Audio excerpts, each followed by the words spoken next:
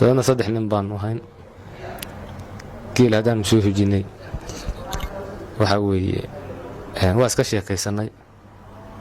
xogaa baan nimanka u jiray wax yar baan u jiray wax yar baan u dhaxay dhowrtaa ka أنا كوشو جيد حقود أنا كوشو جيد نروح حق وحي يمد بدح ده waxaan ku dareemay wax halka ay haysta bidixdaayo adweyntaas tabadan hadaan kacayo wixii iska fujiyay gacanta midigtaabo buu dhigi gacanta midigtaabo hadaba xoog ii qabsada tabadan niman kala soo kacayo arbaalka ka fujiyo ala soo yaacayo baalka ordayo horay buu war inkoo isna xoogaa noo jirayo qayladii iyo sawaxankii maqlay baa soo orday soo socdo wuxuu arkay bahalkiyo isagii soo gelaya kabtuu sitay ku tuurayo dadana waa noo yimid hadduu noo yimid gaari iyo ka yimid baa noo yimid anaawe waxa weeye dad laba nin baa bahal dilay idinka caaw bahalka meeni yimid سالي ونن بعد دلين وهادير داوعة وانا وحالي قارقان قاضينا مادة وحو بحلي هايو تانيكو داوعان يهي قولada kaloo geela kalena waa nagu dhawaa wax yar baa noo jiray adigu waxay la adigu dhowrtaa kaayo buu noo jiray cid kaloo aan adiga ahayn buu wax gaarsiiyay miya laba qolo oo kale oo wax gaarsiiyay laba wiil waxa weeye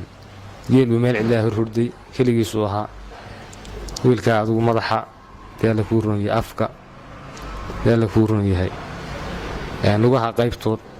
dhul badan buu ka cunay wiilka ninkaas si fiican buu cunay ma dhaawacay wax xagtay mise wuu cunay ma caadi wuu cunay arabku waa goostay inta waa goostay faraha inta waa gooyay adigu gacmaha kan hal gacana baa ka taagnay hay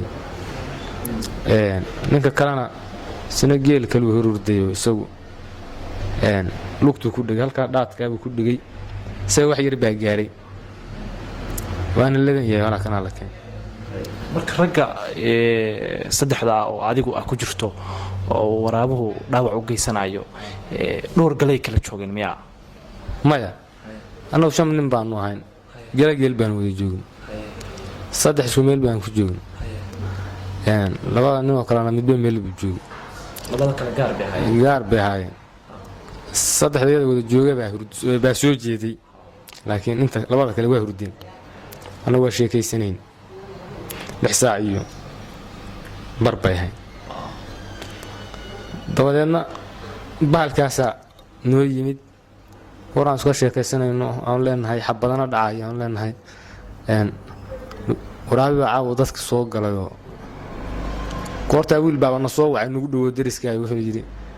wuxuu noo sheegayaa labada qolo oo labada wiiloo bahalku wax gaarsiiyey wuxuu yidhi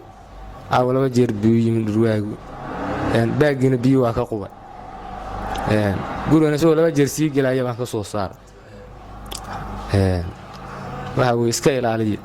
annagu waa iska soo jeednay bahalkaan iska ilaalinayn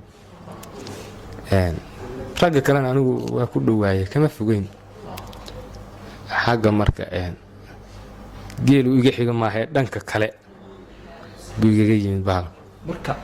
waraabuhu ma dadka keliyuu beegsanaya mise xoolahana waxba u geysanaya maya dadka keliyuu beegsanaya xoolihii waa soo dhaafaya xoolihii waa soo dhaafaya dadku beegsanaya xoolo iyagoo daaqaayahoo dooxada miranaya geelisoo dooxada miranaya